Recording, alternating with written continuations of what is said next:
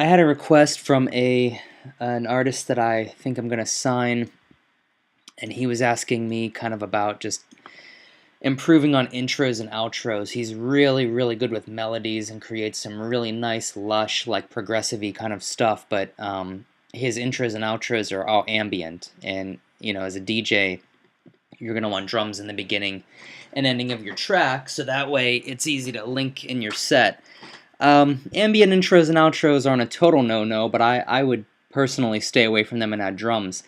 Without making this a really long novel of a tutorial session, essentially with your kicks, what you're going to do is basically build out your pattern so that at the end of every phrase, 32 beats, at the end of that, you're doing something on the tail end to make it, to give the DJ a tell. Like, for example, this tell is the kick drum drops out. Listen. You hear how the kick drum dropped out there? Like, that's just a tell to let you know this phrase has ended right here, and now what we're going into is the new phrase right here from 5 to 9. And then at the end of 9, it does something different. So you don't want to just copy and paste this over, because then you're basically in the same rut as not doing any editing at all. So in your second phrase, what I would do is don't drop out the entire beat, but like add on a backbeat under like a 16th note grid. So check this out. So that do, that extra beat is different than just a total beat dropout from the first one.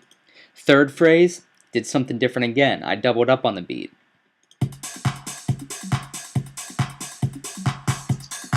Do. So, and then the fourth phrase, what I did was kind of basically just make like a kick drum roll.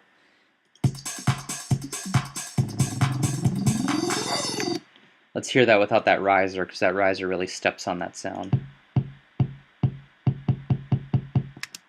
So, it seems pretty basic, I know, but when you're adding it, and of course I'm only using like Ableton stock samples right now, I just wanted to throw this together really quick, but when you add in other elements, it doesn't sound that bad, and especially when you not only add in other elements like claps, crashes, loops, shakers, hi-hats, a bass line or an acid line or something that creeps in from the beginning to where something significant happens in the track, it becomes pretty nice. And then once you take that, not only just like the editing of one thing, but adding other elements, but make sure that everything is of quality, which is sort of not what I'm showing you here, just because these are all just basic 909 samples. It's amazing how good it can sound.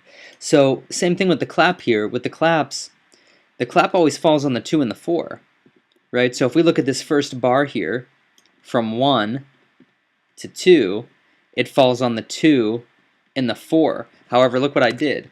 I just added an extra note right there on a 16th note grid. And I did that in a few different ways. On the second bar, I did it a little bit closer. And on the third bar, I kind of doubled up on the back end there. So you don't have to go this detailed on it. If you really wanted to, you could probably just get away with doing something like that. So every 4 bars going into the 5th bar, something interesting happens. But it's just a way of adding texture, and you don't have to, I wouldn't overthink this stuff too much, because really at the end of the day, a lot of it gets buried in the mix and sort of gets lost in translation.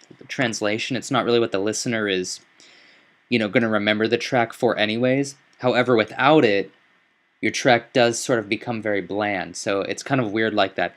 You can see here I adjusted the velocity as well. So just to give you a little...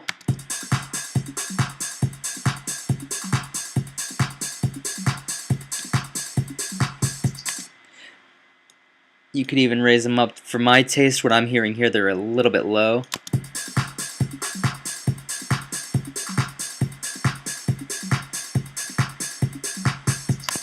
Little things like that are what's going to make the difference. As far as the crash, this crash, just a basic sample dropped right on the timeline, and all I did was duplicate this track, and then I took the duplicate and reversed it. These are the exact same crashes, they're just reversed. And it helps just add texture towards when you're going towards like a transitional point in your track. You can hear, sure, one crash is okay, But just understanding that a little texture, a little context, with a reverse crash, same one, will give it a nice lead up into that crash. Leads up, and boom. So, seems kind of weird, I know, but really these are the kind of things that, you know, it's like breaking the laziness habit of not doing this kind of stuff. 16th note hi-hats I always find are pretty nice to throw in there because they fill space nicely, and they just give like a sense of urgency to the track. And you don't have to have that like really prominent in the mix. You can bury it.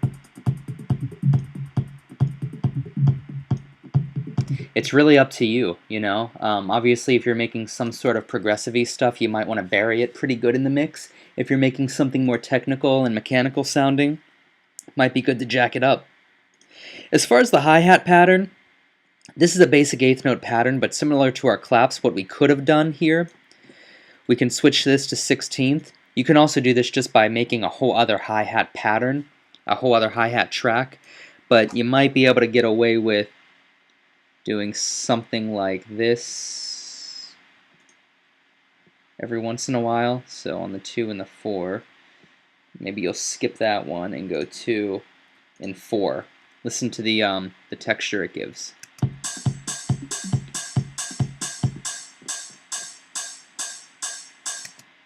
Pardon me, I'm all messed up here. Ooh, something is getting weird.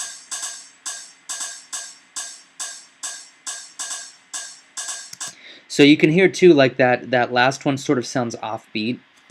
Honestly, sometimes in a track that's noticeable, and obviously it's going to be when it's not, but a lot of times too, that stuff gets so buried in the mix you can't even really hear it, and especially when you mess with the velocity and forgive it a little bit.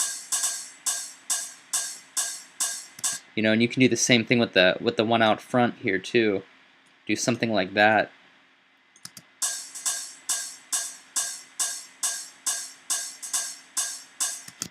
You know, these aren't huge things, but put all together, it can sound pretty decent. And I mean, even with what I have here with just all stock stuff, I've heard tracks like this that sell, like techno tracks that are like this. So it doesn't necessarily have to be some gut-wrenching thing. And especially if you have great samples, it can really be great. The shaker is just for texture here.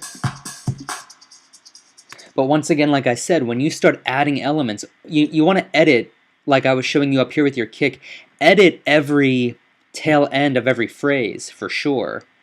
But once you start adding other elements, a clap, crashes, not just crashes, but reverse that crash, a shaker, hi-hats that have different elements in them, a 16th hi-hat, and even though you can barely hear it, it's buried in the mix. All of that put together in combination with your editing, like your kick drum patterns on the tail end, really do a lot for it. It really, really does, and there's really not much more I can say other than you're just going to have to try it and do it, and you'll find that it really does work out nicely. Same thing with the crashes. This is just a real quick, it's not the best at all, but it's just a quick acid riser. I duplicated it and I reversed it for this one. That's all these two things are. So you can hear there, whoops.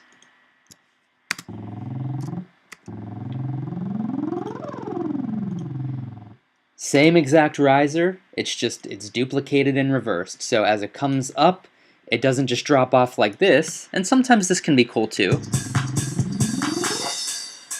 That can be cool, but sometimes you'll find that a lot of, it's better not to just hack it off. Like if we just hacked off the crash in this acid, I don't really know if it would sound as good. That can be okay. However, I think it's probably more pleasing to actually have a little bit of an ease down into the breakdown. With this crash and this acid riser that's reversed, it just kind of eases you down into a breakdown nicer. Now last but not least, and this is a really important one, aside from editing your actual MIDI clips, aside from adding actual elements and reversing a few and really getting creative with it, the other big thing is take your bass line or take your arpeggiated sound or your plucks, probably more so your bass line though, and filter it down so it creeps up in the mix as your song is playing and as it eases in. You don't want it real obvious when it first starts, but listen to how it creeps in. Here's what it sounds like.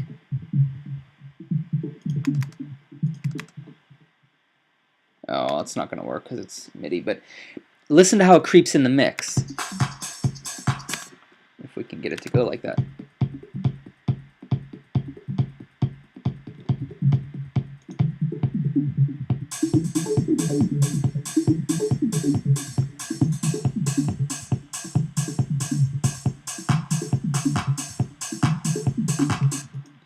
Now, I did forget to go over the loop. I shut the loop off for that because the loop with the bass is really clashing, but it does add cool texture. Check it out. That's just a regular minimal house loop from Ableton. But listen to it without it.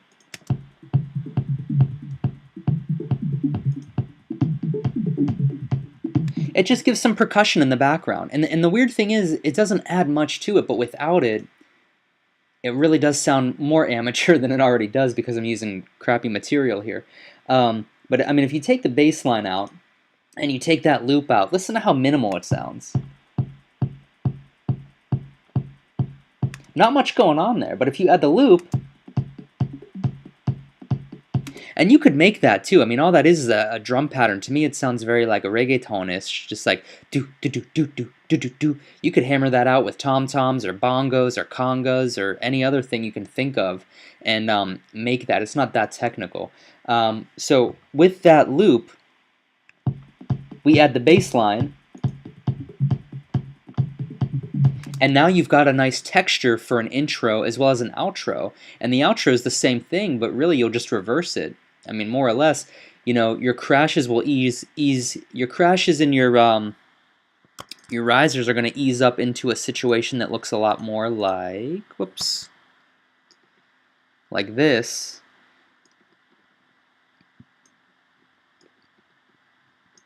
You know, where essentially, probably could have done this quicker if I would have just copy and pasted everything, but whatever. Essentially, you know, it'll look maybe something more like, and you'll have to buy tracks. You're going to have to get some tracks to really check out how other people do it. You know, I'm trying to just make it this quickly and not turn it into too much of a novel, even though it kind of is turning into one. But something like that. So and this is why the ease up and the come down is nice. Your crash and your risers here, your acid riser and your crash, will ease up and then ease you down into your outro.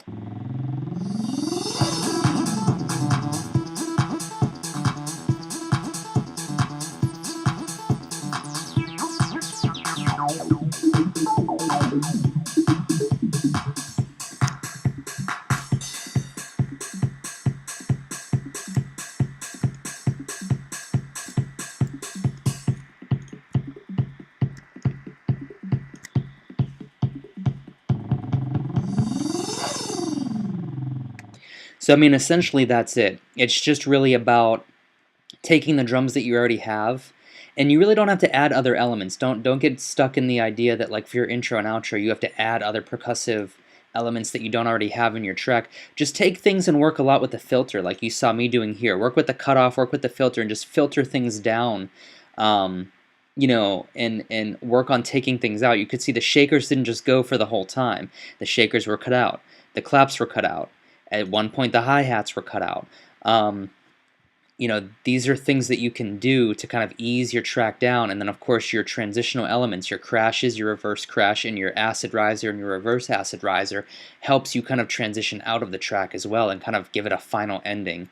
So I hope that helps you, but really the name of the game, aside from adding elements on, add your claps, add your hi-hats, add your shakers, add a loop if you need to, filter down your bass line, and consider reversing stuff. Aside from adding stuff and using the filter, do not avoid editing the tail end of phrases in different ways. If you just do one edit and copy it over, it's not really, you know, gonna work. Edit it in different ways, and this isn't hard editing, you know, I mean, this is basically me having the pattern originally look like that, so I delete it and then say, okay, that's a good one. The original pattern looked like this, so I shrunk up the last kick and moved it over. That's a good one.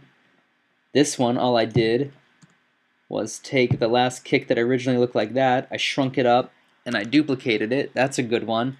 And then this one, we can find it, originally probably just looked like this, and all I did was delete it and add a smaller, like, eighth note, and just copy it over, and there you have it. So now you've got 4 edits, and same thing with the claps, you know? I mean, you just got to experiment and check it out, but if it doesn't sound right, delete it or adjust the velocity. There's a lot of stuff you can do, but really it's just about not being lazy when it comes to editing your drums. You likely have all these elements in your track already. I know you certainly have a bass line and melodic elements, so that's just about working the knobs. Work the cutoff filter and just filter that stuff down as appropriate. You might want to take your crashes and reverse them if you haven't done that, but all these elements I'm sure you have, it's just you've been lazy about editing, so it might be that every single phrase looks like that, looks like this one, you know, it's just a straight kick. Well, don't make it a straight kick, you know, I mean, there's nothing that says that you can't do something like that, and then for the second one, do that, and then for the third one, you know, that, and then for the fourth one, drop it out.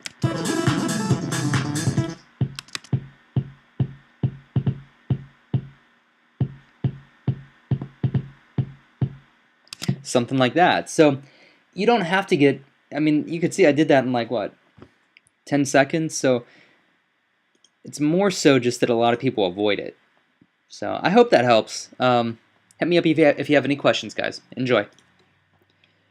If I can stop the recording, that would be great.